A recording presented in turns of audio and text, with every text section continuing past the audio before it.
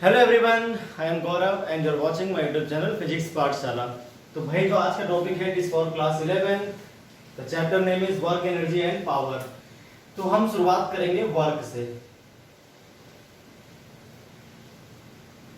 Work energy power का ये lecture number 1 है। इस चैप्टर की स्टार्टिंग हो रही है बिल्कुल यहाँ से, तो आप ध्यान से देखें, बढ़िया तरीके से आपको सारी बात समझ में आ जाएगी। अच्छा देखिए, वर्क क्या होता है। वर्क का मतलब है जब भी आप किसी बॉडी पर फोर्स लगाओ और बॉडी डिस्प्लेस हो जाए। ठीक है, जब भी किसी बॉडी पर फोर्स लगे और बॉडी थोड़ा बहुत डिस्प्लेस हो जाए तो इसका मतलब बॉडी पर वर्क हुआ। ठीक है, किसी बॉडी पर वर्क कब होगा? जब उस पर फोर्स लगाया जाए और उस फोर्स की वजह से बॉडी डिस्प्लेस भी हो। सिर्फ फोर्स लगा दें बॉडी पर और बॉडी डिस्प्लेस नहीं होती है तो वर्क जीरो कहलाएगा, कोई वर्क नहीं कहलाएगा। तो work is said to be done on a body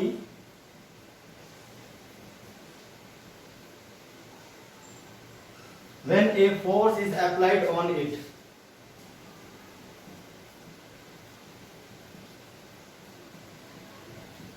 And it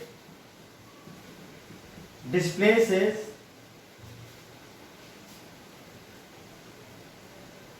due to applied force.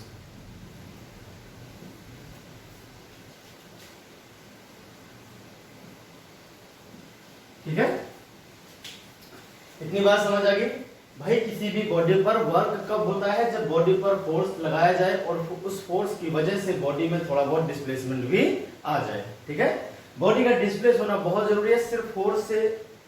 सिर्फ फोर्स के लगने पर ही बॉडी पर वर्क नहीं होता, फोर्स के लगने पर डिस्प्लेसमेंट का होना भी जरूरी है। अच्छा, एक और बहुत काम की बात है, जब भी वर्क होता है तो उसमें दो बॉडीज इन्वॉल्व होती हैं। एक बॉडी जो वर्क करती है और एक बॉडी जिस पर वर्क होता है। जो बॉडी वर्क करती है उसकी एनर्जी हमेशा घटती है, जिस बॉडी पर वर्क होता है उसकी एनर्जी हमेशा बढ़ती है। ठीक है, यहां से एनर्जी आपकी कंजर्व भी रहती है इसीलिए। ठीक है, in doing work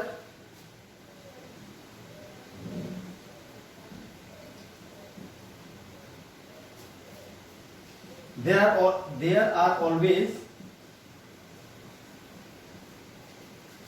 two bodies are involved.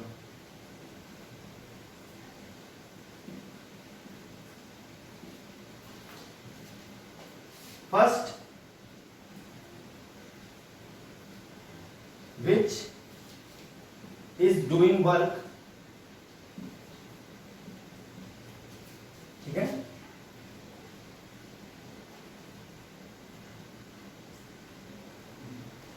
decreases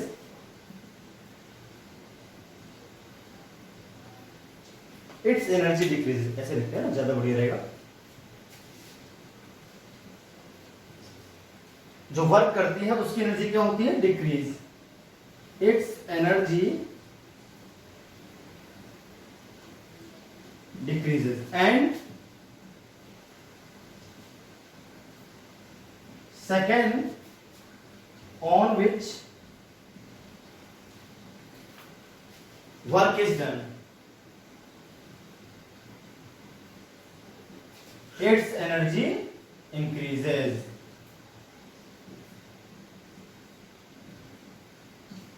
ठीक है भाई, तो किसी बॉडी पर वर्क तब होता है जब उसमें फोर्स लगाया जाए और बॉडी उस फोर्स की वजह से डिस्प्लेस हो जाए। और वर्क करने के लिए जब भी वर्क होता है तो यहाँ पर दो बॉडीज इन्वॉल्व होती हैं। एक जो वर्क करती है जिसकी एनर्जी डिक्रीज होती है, और एक जिस पर वर्क होता है जिसकी एनर्जी आपकी इंक्रीज होती है। ठीक है भाई, तो ये थी वर्क की डेफिनेशन। अब बात आती है वर्क की डेफिनेशन, तो हमें मालूम चल गई वर्क आपका जो मीजर होता है वो किससे होता है। भाई तो वर्क की डेफिनेशन है, अब वर्क के लिए एक फॉर्मूला भी तो चाहिए, मैथमेटिकल एक फॉर्मूला चाहिए जिससे हम वर्क को मेजर करेंगे। तो वर्क मेजर किससे होता है ये भी देखिए आप। Work is measured by the scalar, या फिर हम बोलते हैं इसको dot product of force vector applied on body and its displacement vector.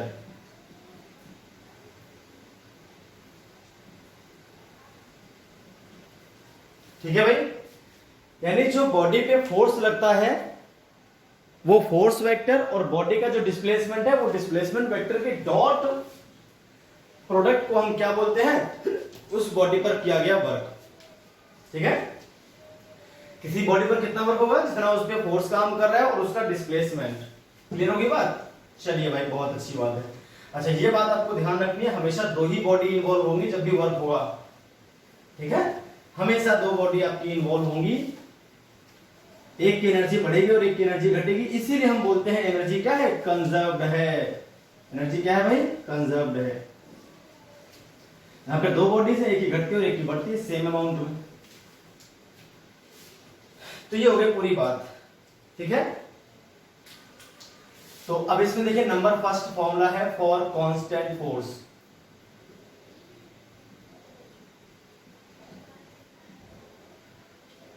For constant force, मान लीजिए आपके पास कोई एक बॉडी है और इस बॉडी पर आपने कोई फोर्स लगा रखा है F वेक्टर, जिसकी वैल्यू क्या है, फिक्स्ड है, और इसका डिस्प्लेसमेंट है मान लीजिए L S वेक्टर, और इनके बीच का जो एंगल है वो मान लीजिए थीटा है।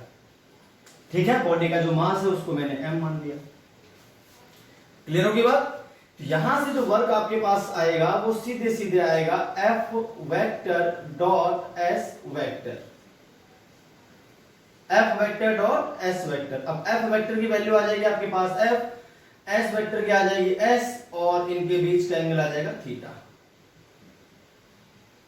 हम जानते हैं क्योंकि A dot B, A vector dot B vector क्या आता है, ए बी कॉस थीटा। ऐसे ही F vector dot S vector क्या आ जाएगा, एफ एस कॉस थीटा, जहां पर थीटा क्या है, फोर्स वेक्टर और डिस्प्लेसमेंट वेक्टर के बीच का एंगल है। क्लियर होगी बात भाई? ये तो बात थी इसके मेजरमेंट की। चलिए, बहुत अच्छी बात है, और देखते हैं। अब हम इसे करेंगे वेरिएबल फोर्स के लिए। भाई किसके लिए करेंगे अब, वेरिएबल फोर्स के लिए।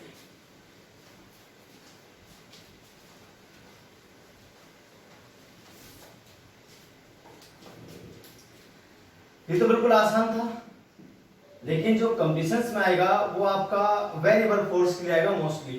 तो फॉर वेरिएबल फोर्स, जब आपका फोर्स क्या हो, वैल्यू बदल रहा हो, टाइम का फंक्शन हो या डिस्प्लेसमेंट का फंक्शन हो या वेलोसिटी का फंक्शन हो, जो फोर्स है आपका वो अपनी वैल्यू को चेंज कर रहा है अकॉर्डिंग टू टाइम या विद रिस्पेक्ट टू डिस्प्लेसमेंट या विद रिस्पेक्ट टू वेलोसिटी, कैसे भी करके, मतलब वेरिएबल है आपका फोर्स, है ना। तो उस केस में क्या आएगा, ठीक है, उस केस में जो वर्क आपका आएगा वो आपको करना है integration of F vector dot ds vector. क्या करना है भाई, F vector dot ds vector, और जो भी यहां पर लिमिट्स आएंगे वो आपको लिमिट्स पुट करनी पड़ेंगी। ठीक है, x1 से लेकर x2 whatever are the limits of displacements।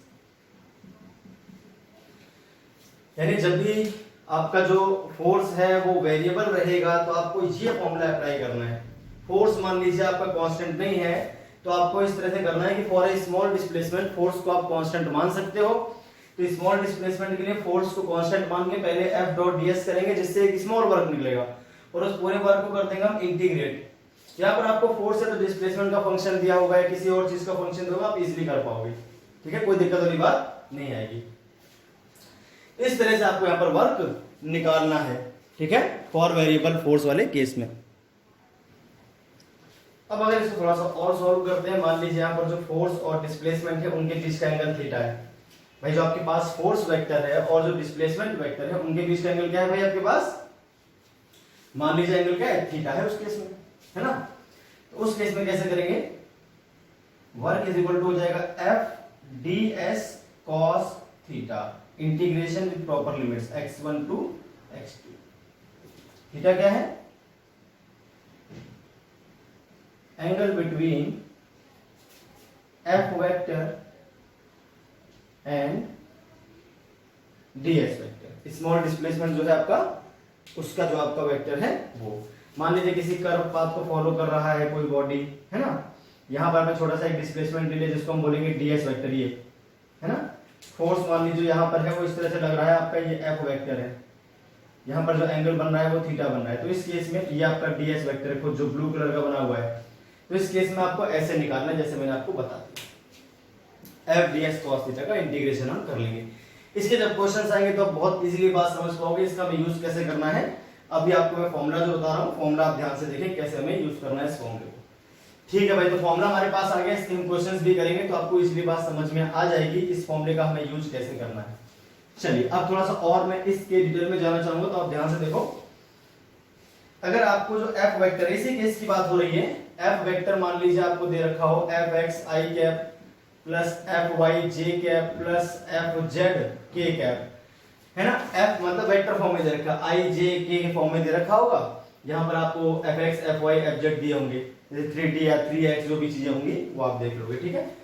और ds वेक्टर को बेटा हमेशा हम लोग बोलते हैं dx i cap plus dy j cap plus dz k cap, ये आपको याद रखना है।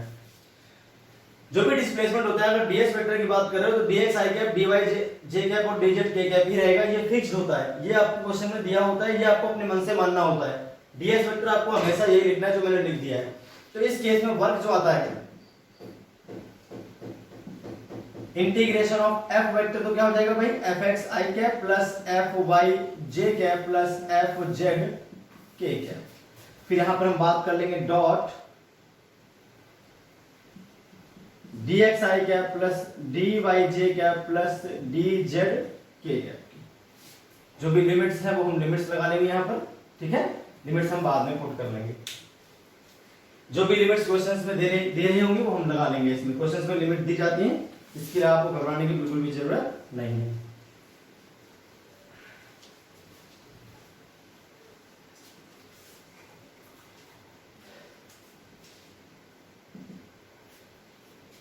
तो ये इंटीग्रेशन का सिंबल हो गया। देखिए आई डॉट जब हम करते हैं सिर्फ आई का आई से करते हैं, जे का जे से करते हैं और के का के से करते हैं, क्योंकि हम जानते हैं आई डॉट जे 0 आएगा और आई डॉट के भी 0 आएगा। यानी जब दो सेम होते हैं, आई आई का करने पर 1 आता है, जे और जे का करने पर 1 आता है, के और के का करने पर 1 आता है, बाकी सबका आंसर 0 आता है। तो fx dx हो जाएगा, यहाँ पर क्या जाएगा भाई, fx dx प्लस अलग अलग इंटीग्रेशन कर लेते हैं, fy dy plus fz dz आपके पास ये आ जाएगा। ये आपका इस केस में वर्क आ जाएगा, यहाँ x की लिमिट लग जाएंगे, यहाँ y की और यहाँ z की। ये आपको क्वेश्चंस में दी होंगी लिमिट्स, आपको इसके लिए घबराने की जरूरत नहीं है। ये भी आपके पास फॉर्मूला आ गया फॉर वेरिएबल फोर्स। ठीक है भाई, इतनी बात समझ आ गई।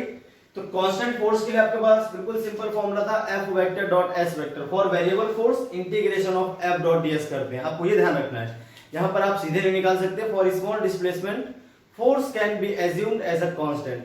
बड़े डिस्प्लेसमेंट के लिए हम फोर्स को कांस्टेंट नहीं मान सकते, पर छोटे डिस्प्लेसमेंट के लिए फोर्स को हम कांस्टेंट मान सकते हैं।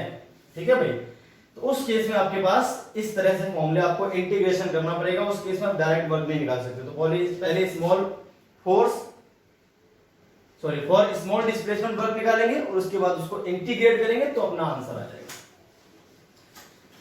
ठीक है भाई,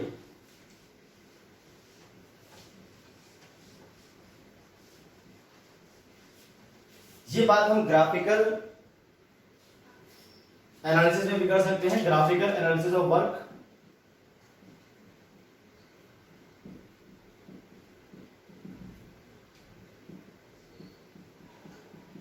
तो ग्राफिकल एनालिसिस ऑफ वर्क क्या है वो भी देख लें आप। अब आपको मान लीजिए ग्राफ दे रखा है, FS graph, force displacement graph आपको दे रखा है। मान लीजिए आपका ग्राफ कुछ इस तरह से है, ठीक है, फॉर एग्जांपल मैंने ऐसा मान लिया, ठीक है, ये कोई ग्राफ है आपके पास, ये फोर्स डिस्प्लेसमेंट ग्राफ है, ठीक है, और बॉडी वेरिएबल लेते हैं, ठीक है, लाइक दिस। अब क्या है इसमें, देखिए फोर्स लगातार अपनी वैल्यू चेंज कर रहा है, जैसे जैसे डिस्प्लेसमेंट आगे बढ़ता है फोर्स अपनी वैल्यू चेंज कर रहा है। तो इसके लिए हम क्या करते हैं, यहां पर हम क्या करते हैं, हम क्या करेंगे, किसी पर्टिकुलर डिस्प्लेसमेंट पे जाएंगे, है ना। मान लीजिए आपने कोई पॉइंट ले लिया यहां पर x,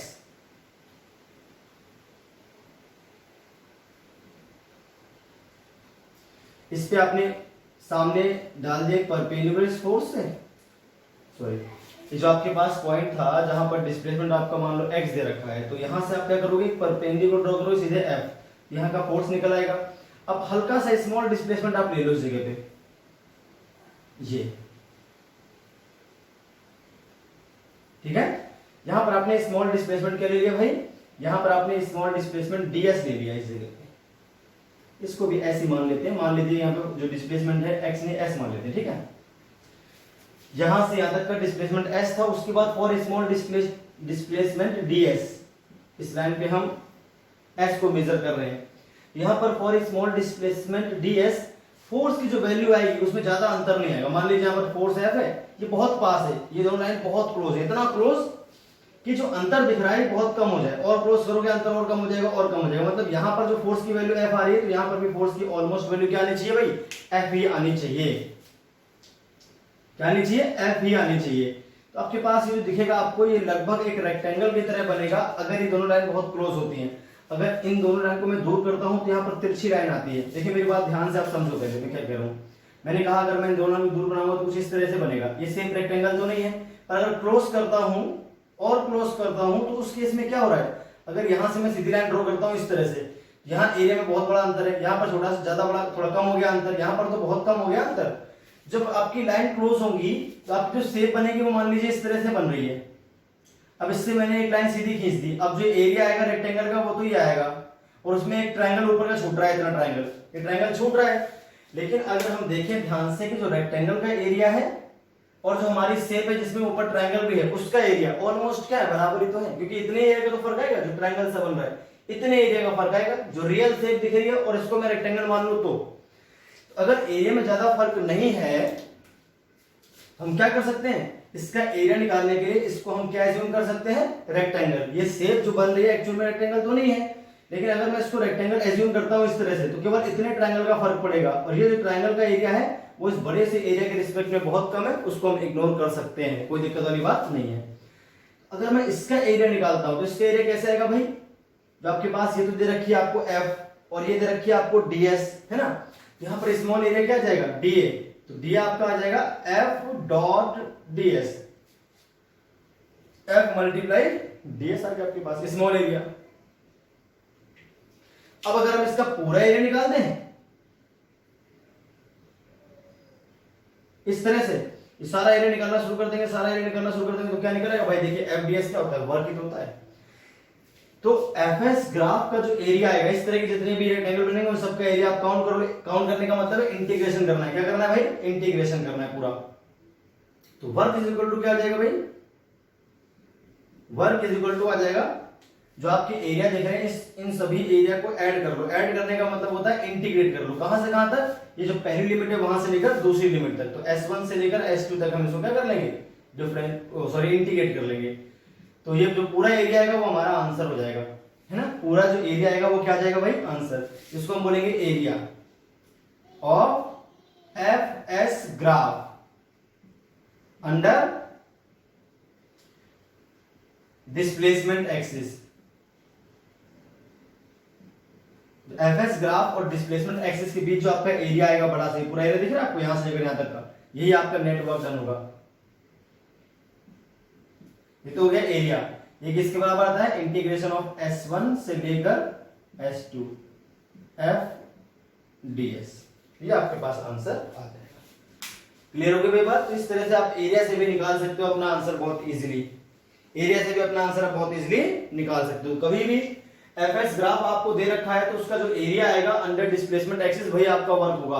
तो आपको याद रखना है वर्क बराबर क्या होता है, area of force displacement graph.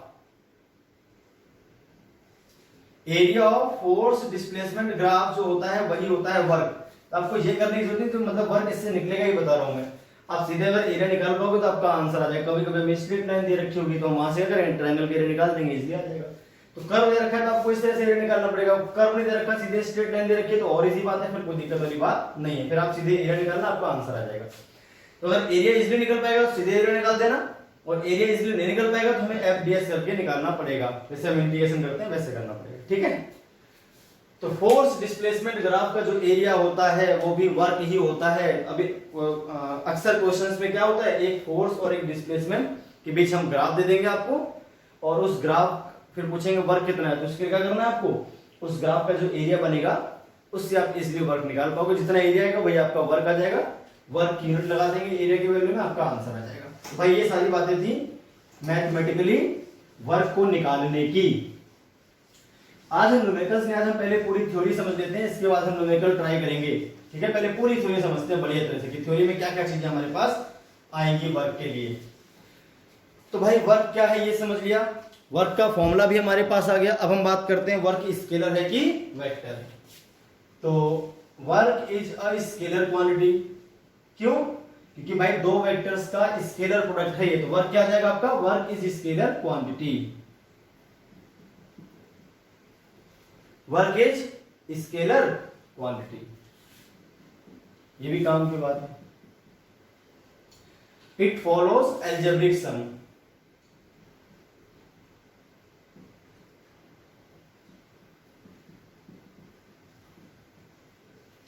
इनको सीधे ऐड कर सकते हो आप, चार वर्क है, चारों को विद साइन ऐड कर दो, आंसर आपके पास आ जाएगा, कोई दिक्कत वाली बात नहीं है। इसकी यूनिट क्या होती है भाई, जूल। किसमें होती है ये, एसआई सिस्टम में। ERG अर्ग होती है आपकी CGS सिस्टम में। ठीक है भाई, एक जूल में होते हैं 10⁻⁷ अर्ग। 1 जूल इज इक्वल टू 10⁻⁷ अर्ग होता है, ये सीजे सिस्टम में होती है यूनिट, ये आपके एसआई सिस्टम में होती है यूनिट आपकी जूल। वर्क स्केलर क्वांटिटी हो गया, ये अलजेब्रिक सम को फॉलो करता है, सारे वर्क को हम सीधे ऐड कर सकते हैं। नेट वर्क निकालना हो, अगर भाई मान लीजिए बॉडी पर 4-5 वर्क हो रहे हैं, उन सभी को विद साइन आपको ऐड करना है सीधे, कोई डायरेक्शन से मतलब नहीं है, आपका सीधे आंसर आ जाएगा। ठीक है, चलिए तो इतनी बात हो गई,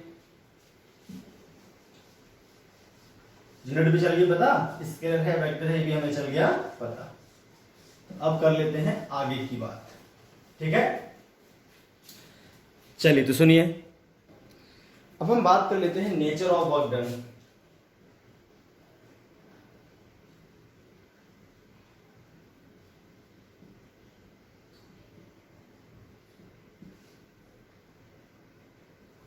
नेचर ऑफ वर्क डन, तो वर्क कितने टाइप का होता है, मतलब उसका नेचर पॉजिटिव है कि नेगेटिव है, ये सारी चीजें हमें पढ़नी है। टाइप्स ऑफ वर्क भी बोल सकते हो उसको, नेचर ऑफ वर्क भी कह सकते हो। तो भाई जो नेचर है वर्क का, एक तो होता है पॉजिटिव, एक होता है नेगेटिव, और एक हो जाएगा आपके पास जीरो वर्क डन।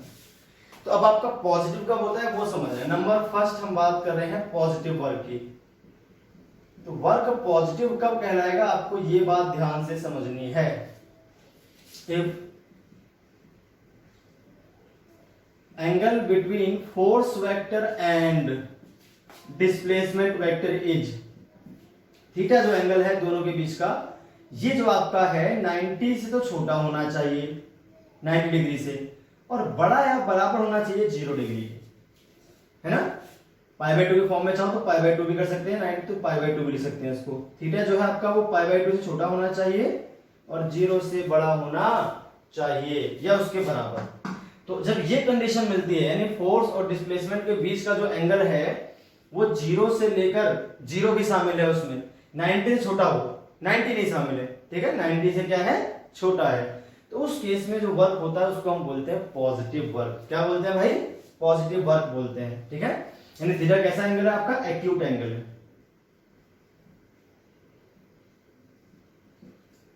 थीटा कैसा एंगल हो गया, एक्यूट एंगल हो गया।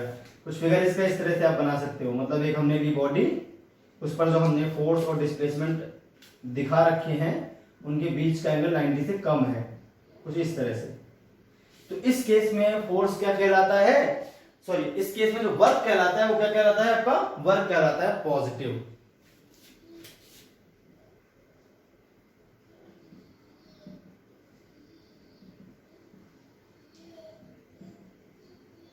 वर्क आपका पॉजिटिव हो जाएगा इस केस में भाई। ठीक है, अब देखते हैं इसके कुछ एग्जांपल।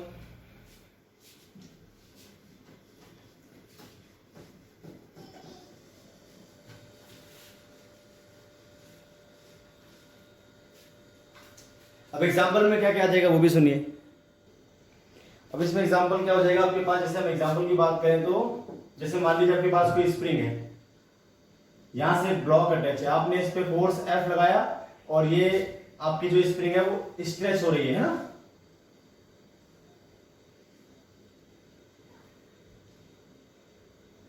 ये क्या गया इसके पास, आपके पास डिस्प्लेसमेंट आ गया S वेक्टर, ठीक है।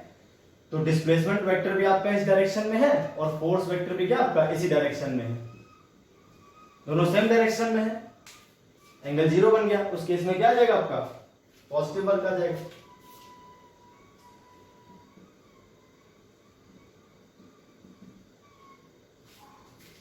Stretching, work done in stretching a spring by applying an external force on block attached to it.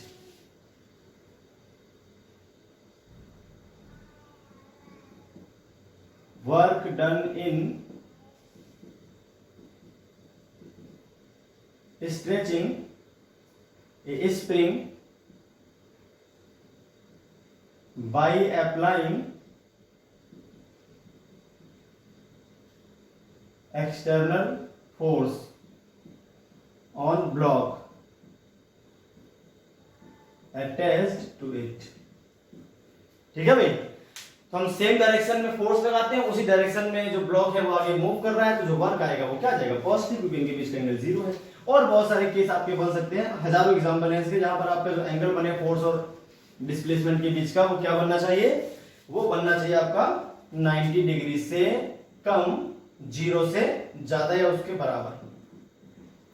मान लीजिए आपके पास एक लॉन रोलर है, ठीक है, इस तरह से, और इसको आप F फोर्स लगाकर खींच रहे हो और ये इस तरफ मूव कर रहा है ना। आपने इस पे क्या लगाया भाई, F फोर्स लगा दिया। अभी मूव किस तरफ करेगा, ये मूव करेगा इस तरफ। अब देखिए यहाँ पर जो एंगल बनेगा वो क्या बन जाएगा दोनों के बीच का, जो एंगल आपका बन रहा है, हैंडल पे तो फोर्स लगाओगे आप, तो मान लीजिए आपने F फोर्स लगा दिया इस डायरेक्शन में, जो एंगल बन रहा है 90 से कम बन रहा है। अब भी क्या वर्क आ जाएगा आपका पॉजिटिव आ जाएगा, है ना। Pulling a long roller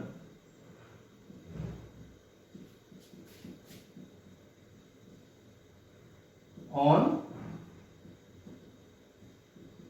horizontal ground by applying force। Second example हो गया। ऐसे आपके बहुत सारे एग्जाम्पल आपको मिल सकते हैं देखने को, जहां पर जो फोर्स और डिस्प्लेसमेंट के बीच का एंगल है वो 90 से कम होना चाहिए। तो फोर्स कैसा कहलाएगा भाई, आपका फोर्स कहलाएगा पॉजिटिव। चलिए तो अब बात कर लेते हैं नेगेटिव वर्क डन की। इसकी बात कर लेंगे भाई, नेगेटिव वर्क डन की बात कर लेते हैं। चलिए नेगेटिव वर्क डन क्या है वो भी देख लेते हैं।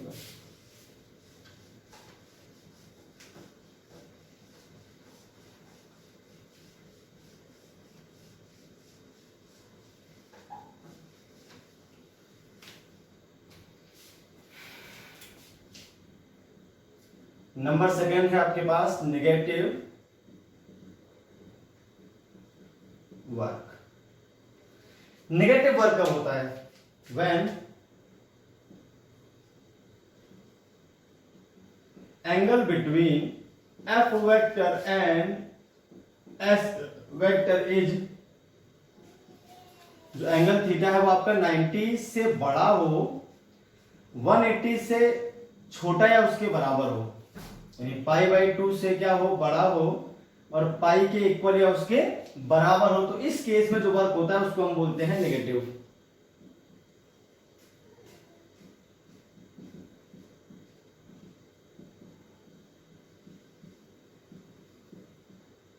यानी जो थीटा एंगल है वो आपका ऑब्ट्यूज बनेगा इस बार, 90 से बड़ा एंगल हो, 180 के बराबर या उससे छोटा एंगल जो बनेगा।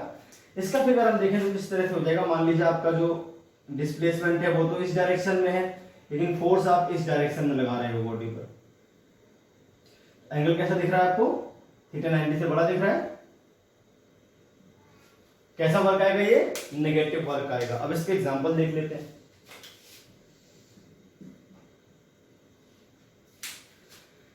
भाई आपने मान लीजिए कोई बॉडी को, किसी बॉडी को ऊपर उठाया है ना, या कोई बॉडी ऊपर की तरफ मोशन कर रही है, तो जो ग्रेविटेशन फोर्स होगा भाई कोई बॉडी ऊपर की तरफ मोशन कर, आपने किसी बॉडी को फेंक दिया, तो बॉडी को जब आपने फेंका तो बॉडी ऊपर की तरफ जा रही है, इसका डिस्प्लेसमेंट किस तरफ है भाई, ऊपर की तरफ, जबकि ग्रेविटेशन फोर्स का मतलब वेट mg इधर है नीचे की ओर, दोनों अपोजिट डायरेक्शन में 180 का एंगल बन जाएगा। इस केस में वर्क कैसा आएगा, नेगेटिव आएगा। इसका एग्जांपल देखो, work done by gravitational force, जिसको बोलते हैं mg यानी weight, work done by weight या फिर gravitational force on a body moving vertically upward.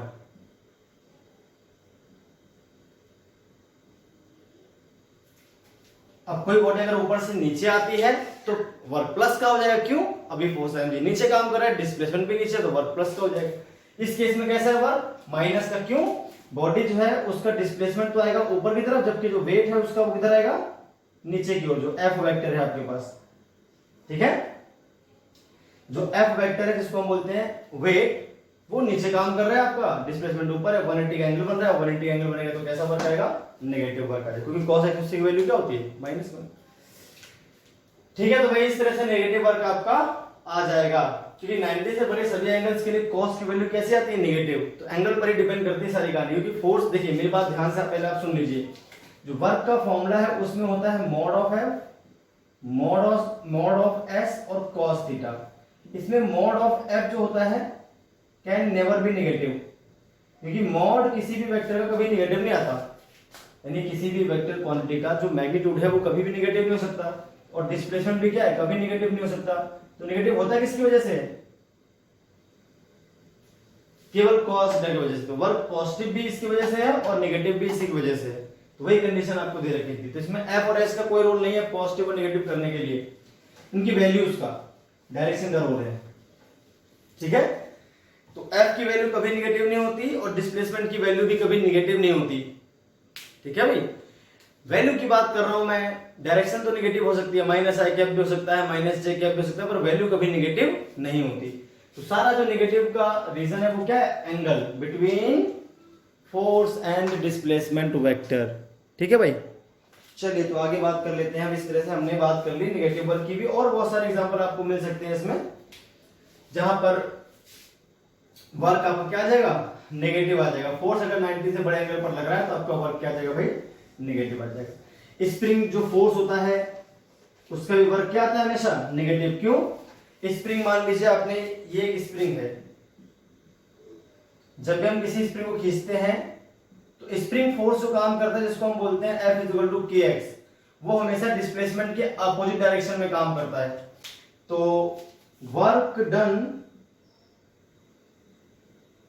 Bye spring force, work done bye spring force in stretching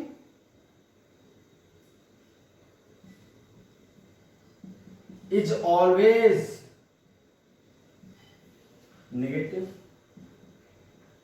क्यों, क्योंकि हमेशा डिस्प्लेसमेंट के अपोजिट डायरेक्शन में पाया जाएगा। तो हमेशा क्या होता है, डिस्प्लेसमेंट के अपोजिट डायरेक्शन में लग रहा होता है। तो रिस्टोरिंग फोर्स की वैल्यू होती है kx, जो हमेशा अगर आप इसे इधर खींचोगे तो जो रिस्टोरिंग फोर्स है जिसको हम बोलते हैं स्प्रिंग फोर्स, वो अंदर काम करेगा। स्प्रिंग को आप दबाओगे तो बाहर काम करेगा, यानी वो हमेशा क्या करता है, स्प्रिंग के शेप और साइज में चेंज का अपोज करता है। आप दबाओगे तो बाहर काम करना शुरू कर देगा, खींचोगे तो अंदर काम करना शुरू कर देगा। मतलब ब्लॉक इधर मूव करेगा तो स्प्रिंग फोर्स अंदर काम करेगा, ब्लॉक इधर मूव करेगा तो स्प्रिंग फोर्स बाहर काम करेगा। समझ आएगी बात अपनी मेन पोजीशन से। तो इस केस में फोर्स और डिस्प्लेसमेंट हमेशा अपोजिट डायरेक्शन में, इसलिए वर्क कैसा आता है, हमेशा नेगेटिव आता है। तो भाई ये भी नेगेटिव का एग्जांपल हो गया। अब हम बात कर लेते हैं जीरो वर्क डन की। किसकी बात करेंगे भाई हम, जीरो वर्क। चलिए जीरो वर्क की भी बात कर लेते हैं। जीरो किस किस केस में हो सकता है वर्क, तो नेगेटिव और पॉजिटिव होने में तो सिर्फ और सिर्फ थीटा का रोल था, जबकि जीरो होने में सभी का रोल आ जाएगा, एफ का भी, एस का भी और थीटा का भी। चलिए तो बात कर लेते हैं नंबर 3 केस की।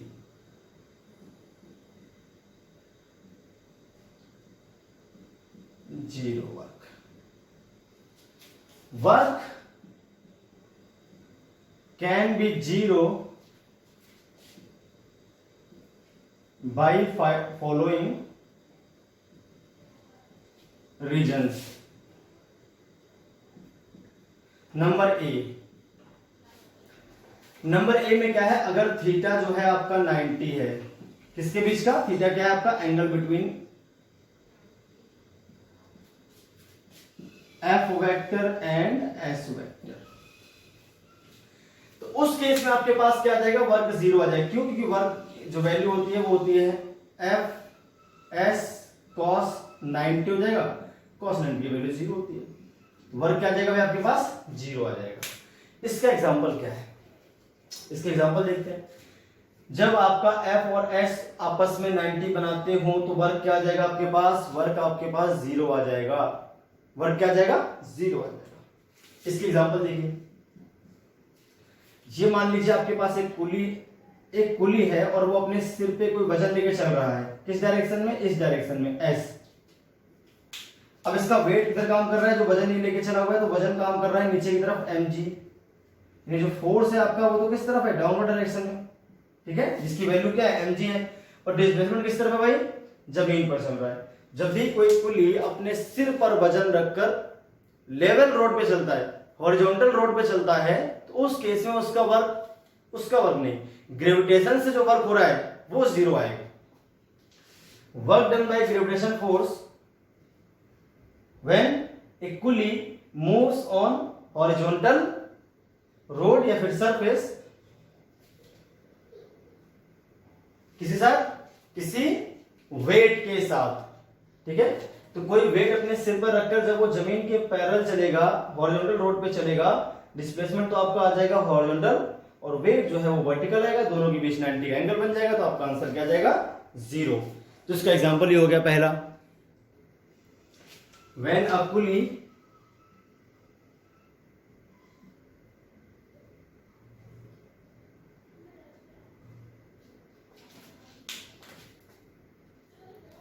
when a pulley travels on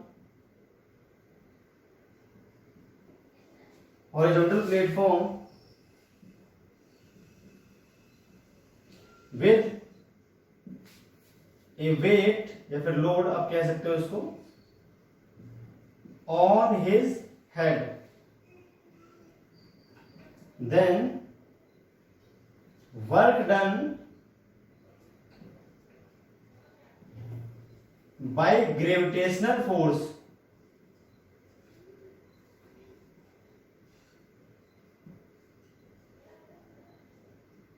is 0। Gravitation force ने जो वर्क किया है वो 0 है, लेकिन फ्रिक्शन फोर्स ने जो वर्क किया है वो 0 नहीं है। आपको ये बात ध्यान रखनी है, फ्रिक्शन फोर्स तो वर्क करेगा, फ्रिक्शन फोर्स तो यहां पर क्या करेगा, वर्क करेगा, वो तो डिस्प्लेसमेंट के अलोंग ही काम करेगा।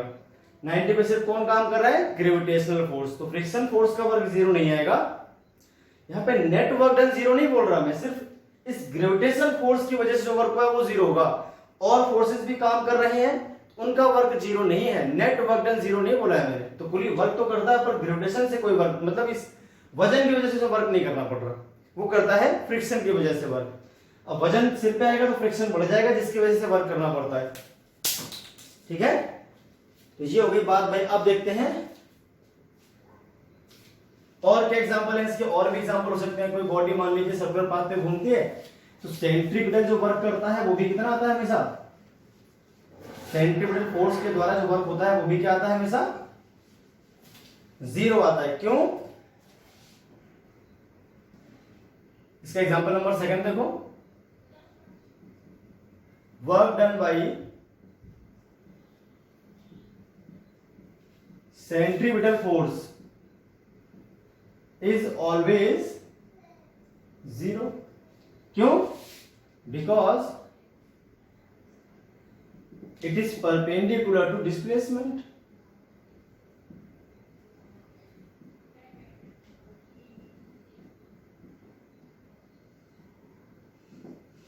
भाई अगर आप सर्कुलर आर्क पे घूमते हो तो फोर्स आपका तो काम कर रहा है, मान लीजिए इस तरफ, ये तो फोर्स वेक्टर हो गया F, जबकि डिस्प्लेसमेंट किधर आएगा, इस तरफ आएगा। मान लीजिए आप यहां से यहां आए तो आपका जो डिस्प्लेसमेंट है वो तो आएगा सरकमफेरेंस के रोंग, थोड़ा सा डिस्प्लेसमेंट ले लिया आपने, और फोर्स किस तरफ है आपका, अंदर की तरफ, तो एंगल क्या बनेगा इनके बीच 90 डिग्री का। साफ साफ फिगर बनाता हूं तो आप समझ जाओगे बात को। ये लिया मैंने सर्कुलर पाथ, जो फोर्स वेक्टर है एफ वेक्टर वो तो हो गया सेंटर की ओर अलोंग द रेडियस। डिस्प्लेसमेंट मान लीजिए छोटा सा डिस्प्लेसमेंट कवर हुआ है इतना, तो डिस्प्लेसमेंट किस डायरेक्शन में, मान लीजिए इस डायरेक्शन में, तो ये हो गया आपके पास ds वेक्टर। इनके बीच एंगल क्या बन रहा है 90 डिग्री का, ऐसे घूम रहा है पार्टिकल आपका, इस तरह से रिवॉल्व कर रहा है। तो डिस्प्लेसमेंट तो हमेशा आता है सरकमफेरेंस के लॉन्ग, जबकि रेडियस के लॉन्ग आता है आपका क्या फोर्स। अब सरकमफेरेंस मतलब टेंजेंट और रेडियस को 90 बनाते हैं, आपको पता होना चाहिए। उस केस में वर्क क्या आता है, हमेशा 0 आता है। अब इसका नंबर बी केस देखिए, 0 वर्क और कब हो सकता है, तो एक तो थीटा 90 होने पर 0 वर्क हो सकता है, जब भी एंगल आपका 90 डिग्री का होगा किसी वर्क के थ्रू, किसी फोर्स और डिस्प्लेसमेंट, किसी केस में फोर्स और डिस्प्लेसमेंट के बीच का एंगल अगर 90 डिग्री होगा तो वर्क क्या आ जाएगा भाई 0 आ जाएगा। अब नंबर बी केस देखते हैं, इसमें क्या है, व्हेन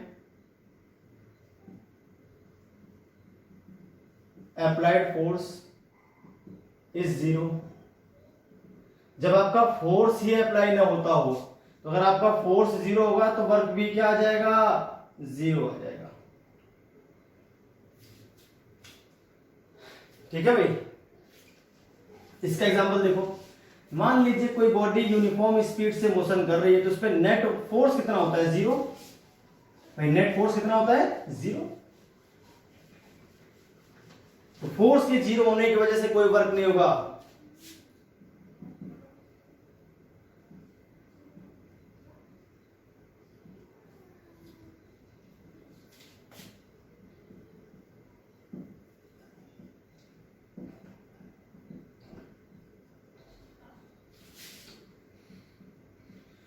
किसी बॉडी पर जो कि यूनिफॉर्म स्पीड से मोशन कर रही है उस पर कोई वर्क नहीं होता, भले उस पर डिस्प्लेसमेंट आ रहा है फिर भी वर्क क्यों नहीं हो रहा, क्योंकि यहां पर नेट फोर्स 0 होता है।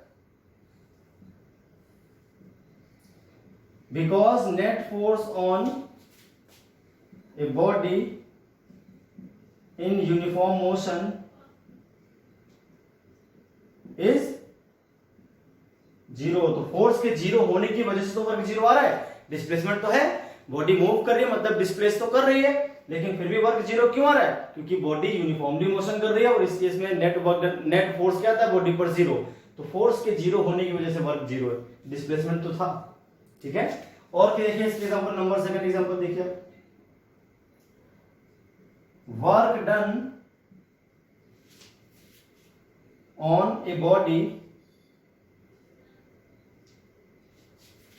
Moving on a smooth surface by frictional force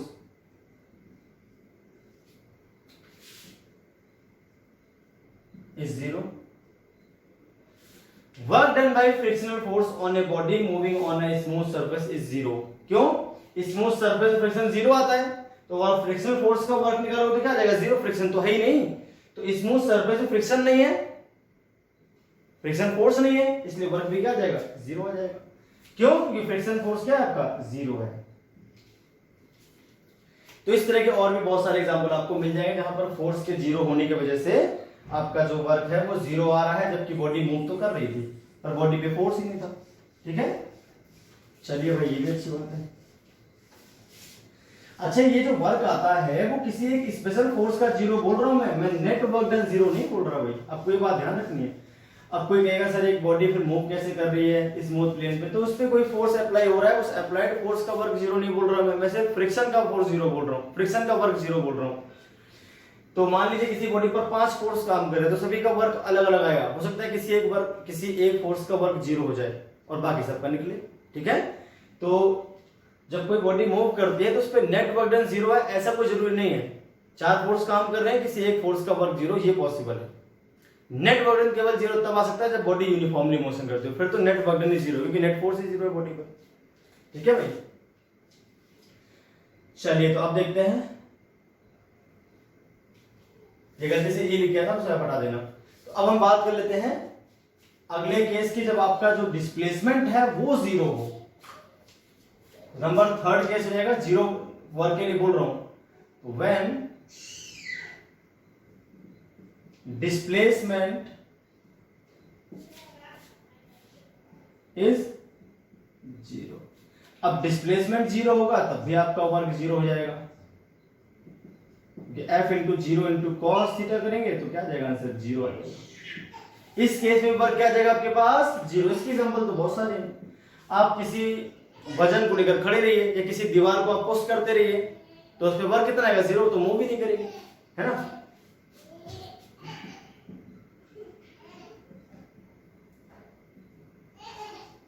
work done bye a man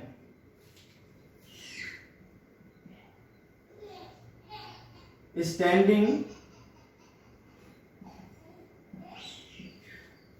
on ground with a load. अपने सर पर वजन लेकर कोई आदमी खड़ा है ऐसे, तो वर्क क्या है, जीरो, क्योंकि डिस्प्लेस ही नहीं हो रहा, डिस्प्लेस ही नहीं हो रहा। Work done